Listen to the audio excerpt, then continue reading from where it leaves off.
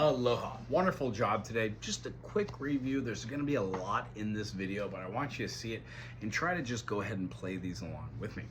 When we're playing any chord and we have a 1, 3, 5, we are exhibiting a root, a median, and a dominant.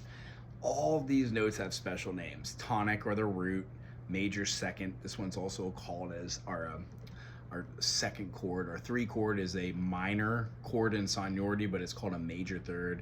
Perfect fourth, perfect fifth, major sixth, major seventh, and then perfect eighth for the octave. That's what we're really shooting for. That is our C, D, E, F, G, A, B, C. No matter where you play this C, D, E, F, G, A, B, C, and no matter what function that is as far as a scale unit, this is called an Ionian mode, or a major scale.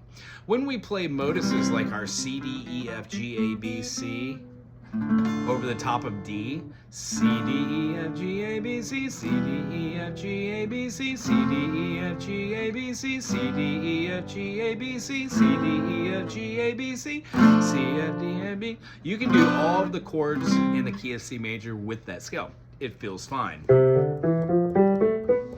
When we play our chords like a 1, 3, 5, we're exhibiting the root, the median, and the dominant. When we get rid of the median and we put in something called the 2 chord, or the major second as the interval, as it were, we would be giving something called a sus or a sustain. This is generally called a sus or a sus4. If it doesn't have a 4 by it, it's a 4. If it has a 2 by it, it's a 2 chord, sus2, or a 9.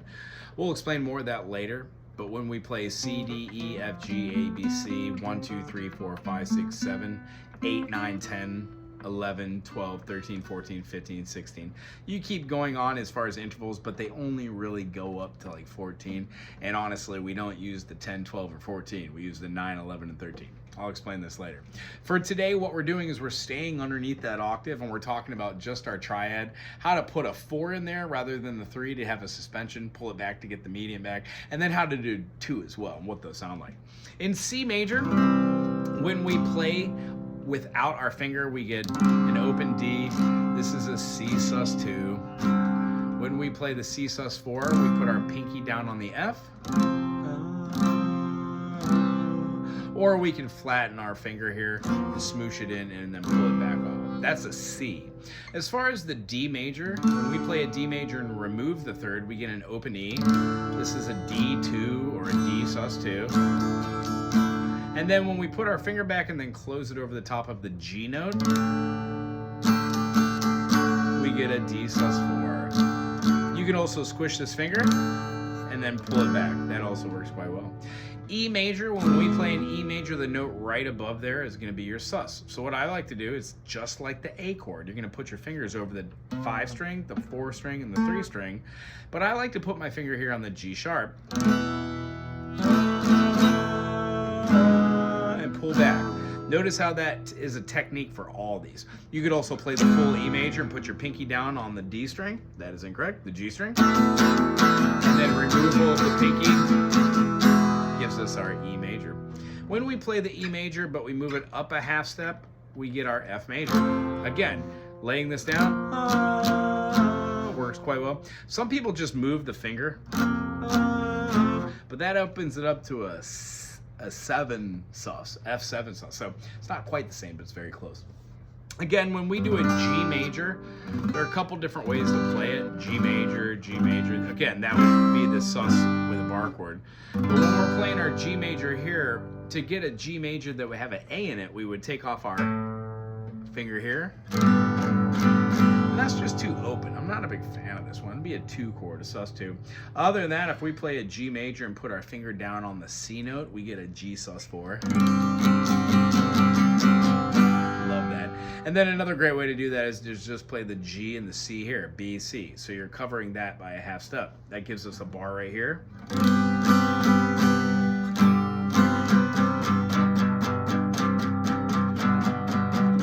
Hear it? Just the lower octave is a harder one to use and actually to hear as well. After our G, we go to an A major. If we take our finger off of the B string and let it be open, we get a B. Well, by playing a B, we have an A, C sharp, and E with a B there. took away the C sharp, didn't we? So that gives us an open B. A major, A2, or an A9. And then if we take our A major and put our finger down over the top of the D note on the top of the A, we get an A major sus4. How fun. And then of course the B looks like the A. By putting a pinky down, we get that. Remember, you kind of want this open note to be here on the F sharp. So it's going to look like this. Because anything other would be another note. If we put our finger up here, we would have an A over the top of B. That's just going to be a 7. So the whole idea of this is when we get used to major chords, we get used to playing sus chords first, and then we use them in different progressions. So that's what we're going to be doing over the next couple of weeks when we're learning how to play the progressions along with this chord theory. And then you'll notice how I didn't say any of the minor chords. It's because no minor chord will ever be called a sus chord. When you have major chords and you remove the third and you do, like, let's say the 2, it's called a sus2. But when you have a minor chord and you remove that and go to the 2, it's called a 9 chord. Same chord, it's just called a different thing. As no minor chord will ever be called a suspension chord. They are always called a 9 chord or an 11 chord, being that the 9 is the 2 and the 11 is the 4. Ta-da. So having said that, you can go through all of these chords and get a little feel for them.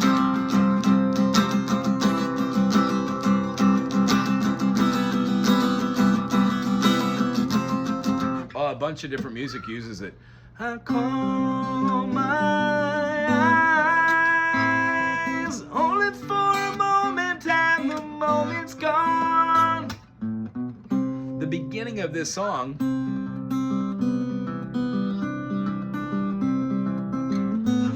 uses a hammer-on, but that hammer-on is that 9 chord of the sus we've been looking for. So, long story short, if you've never heard that song, it's called it's called Dust in the Wind by Kansas.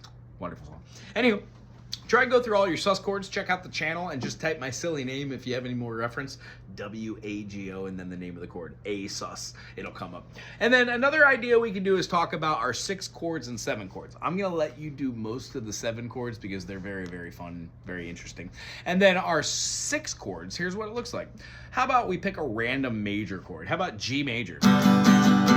When we play G, if we don't even play it, we can say G, A, B, C, D. D, E, F sharp, G, A, B, C, D, E. What we're doing is something called the fifth, circle fifth. So if C major has no sharps, no flats, C, D, E, F, G.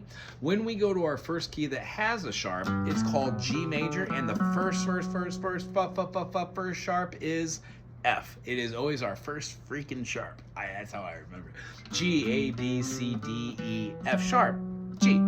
So when we're playing a chord like G major, and we wanted to make this chord have a 6, we would need to introduce the 6 of the chord. Well, what's in between the 5 and the 7? The 6. In between D and F sharp is E. So if we find the E here and we play a G major and we introduce back in an E to it, we get a 6 chord. There are lower and higher intonations of this, so you're going to want to find both. But that means by searching for it, you will get more intuitive of where those notes are on your fretboard, which is kind of cool. How about our G goes to a D? How about a D6? Well, what's our 6 in the key of D? D, E, F sharp, G, A, B. So when we play a D, and then we put our B over the top of it, like this, we get a D6 chord. Now this D6 is also called like a B minor 7. However, both are the same chord, as one is the relative major, one is the relative minor, and it has the extension note. 3 notes that are part of the triad, and 1 note that is the extension, the 7th and or the 6th in a particular chord. I'll do one more, and then hopefully you can find out the other ones. If we're doing, let's say, how about A? A major, when we have an A major, A, B, C sharp, D, E, F sharp, 1, 2, 3, 4, 5, 6. When we play an A major and we put the F sharp in there, interesting, huh? This is an F minor 7, or it's called a A6. Try those out to find all your 6 chords. And now I'm going to show you how to do the 7th.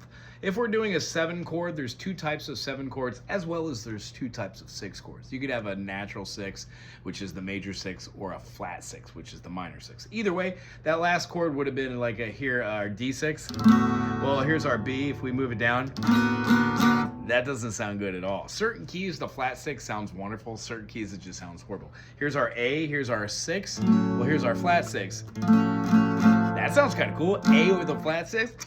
Awesome. And then as far as our 7s go, D major, when we have a root, our D, and we go down a half step, that becomes a major 7. And when we go down a whole step from our root and play the same chord, 1 and 3, you get a D dominant 7. D dominant 7s are probably the most used in music because they're functionally a passing chord. They move you to another key. And then each one of these can be done. So C major, putting a B flat gives you a C dominant 7, and putting a B natural gives you a C major 7. You could also do C major 7, C dominant. When we do D major, when we do D major 7, D dominant 7, E major. E major goes down to E major 7, and then opening that D note up gives us an E dominant 7. F major 7, F 7. G major 7, G dominant 7. A major 7 looks exactly like a D7, but we're playing our 2nd fret and then 1st fret on the G sharp. And then when we remove our finger to give a G natural, that's our A7, A dominant. And then of course B major 7, B dominant 7. Now all of these can be found on the YouTube channel. Type my name in the Google browser or whatever you use. Let's say you wanted to play F major 7. I would show you F major 7, F major 7, F major 7. They're all over the fretboard. Cool. They're called inversions. And then lastly, what I'd like you to do is try to do this with a couple of the minor chords and find your 7s and your 6s. If you were to play A major, go to A minor. Removing a finger gives you your G natural, A minor 7. When we're playing a D minor, when we move down our D, we get our minor 7. There's no different equation between finding a major 7 and a minor 7, as you're simply moving down the tonic or the P8, a half step for a major 7, or a whole step for a minor 7.